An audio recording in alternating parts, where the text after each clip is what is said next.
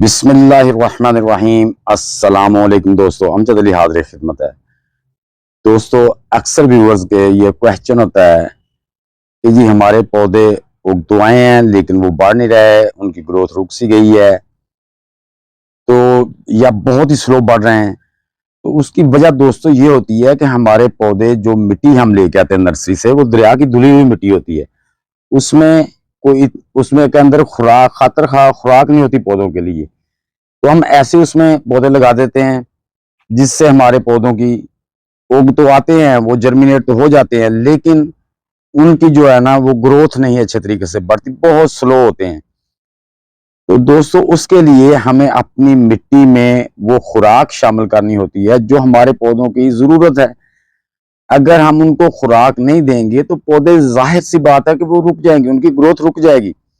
इसलिए दोस्तों, आप अपने गार्डन की मिट्टी जो बाजार से नर्सरी से लाए हैं या आपके घर में जो पुरानी सोइल है, उसको आपने जरा थोड़ी सी धूप लगा लेनी है। धूप लगाने के बाद मिट्टी ड्राई हो जाएगी। उसके बाद अगर आपके पास घर में सबसे बेहतरीन जो इसकी खाद है, जो मिट्टी में हर किस्म के न्यूट्रिएंट को शामिल कर देती है, जो हमारे पौधों के हर किस्म के पौधों के लिए बेहतरीन खुराक होती है, वो है गाय का गोबर, भैंस गाय का गोबर, यानी कि जो एनिमल मिन्योर जो होता है ना, वो होता है। तो वो भी आपने कच्चा नहीं डालना, कोई 10-15 दिन पुराना या महीना पुराना, आपने कम अज कम वो जो डीकम्पोज हो गया गल के, जिसमें से बैड स्मेल खत्म हो गई हो, वो लेना है। जो बिल्कुल गल के इस तरह का हो गया हो, वो ले लेना है आपने। अगर आप इसको 40% ये मिला दें गोबर और 60% मिट्टी लेके इसका मिक्सचर बना के इसकी पुटिंग बना लें, अपने गमलों में भरें, और उसमें जो भी इंशाल्लाह वेजिटेबल आप लगाते हैं तो उसको मजीद खादें देने की जरूरत नहीं। हाँ, जब पौधे फ्रूट पे आते हैं तब उनके लिए खाद ऐड करनी पड़ती है। अगर लिवी वेजिटेबल है तो फिर आपको उसकी में जरूरत नहीं है। उसके अलावा अगर आपने मिट्टी को और बेहतर करना है, वेल ड्रेन करना है, तो फिर आपने क्या करना है कि फिर आपने 50% मिट्टी ले लेनी है, 30% गोबर की गली हुई खाद ले लेनी है, और उसमें 20% पत्तों की गली हुई खाद डाल देनी है, अगर आपके पास है तो। अगर नहीं है तो परेशान ना हो, नहीं डालनी। जैसे मैंने पहले बताया उसी तरीके से कर ली।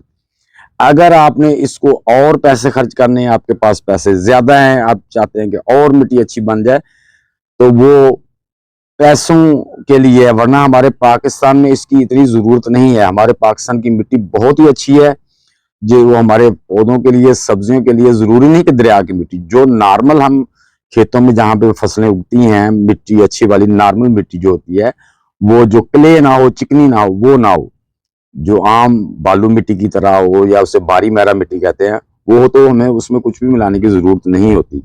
अगर आपकी मिट्टी क्ले टाइप है तो फिर आप उसमें या तो कोकोपीट 10% मिला लें, और उसमें 20% जो है ना वो मिला लें, यानी कि 10% ही पत्तों की खाद या 20% ये पत्तों की खाद मिला लें, और 20% इसमें गोबर की खाद मिला के एक पुटिंग सोइल तैयार करके उसमें आप अपने जितने भी सब्जी है वो लगाएं, या आपने जो सैकुलेंट पौधे लगाने हैं वो भी आप लगा सकते हैं। एक तो इस मिट्टी में जर्मिनेट जो पौधों का रेट है वो बड़ा अच्छा आएगा।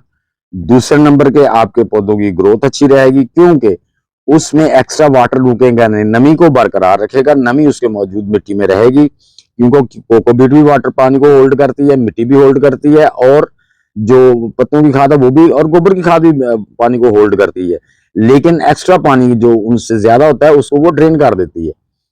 तो इस तरह से भी आप अपनी गमलों के लिए पुटिंग खाद बना सकते हैं। अगर आपके पास ये चीजें मौजूद नहीं है तो आपके घर में अगर किचन वेस्ट डिकम्पोज की हुई है तो वो आप इसमें मिट्टी में 70% आप बालू मिट्टी ले लें, जो जेल की तरह ना हो, जो क्ले ना हो, यानी कि बालू मिट्टी की तरह जो बुरबुरी सी हो।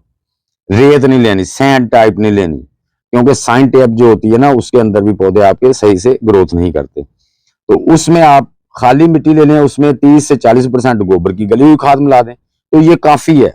या उसमें आपने जो मिट्टी ली है, यानी कि आपने जो 30 यानी कि 60% या 50% या 70% भी मिट्टी ले सकते हैं, लेकिन आपके गमलों में महदूद मिट्टी होती है, उसमें जितनी आप उसके पौधों की खुराक ज्यादा डालेंगे। पौधों की खुराक क्या होती है?